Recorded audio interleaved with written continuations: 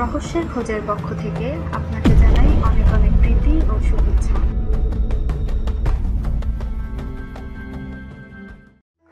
মাদারীপুর জেলা, আয়তন 1144.96 বর্গ কিলোমিটার। নামকরণের ইতিহাস। মাদারীপুর জেলা একটি ঐতিহাসিক সমৃদ্ধ জনপদ ছিল। পঞ্চদশ শতাব্দীতে সাধক হযরত বদরুদ্দীন শাহ মাদার রাদিয়াল্লাহু তাআলা আনহু এর নামানুসারে এই জেলার নামকরণ করা হয়। প্রাচীনকালে মাদারীপুরের নাম ছিল ইদিলপুর।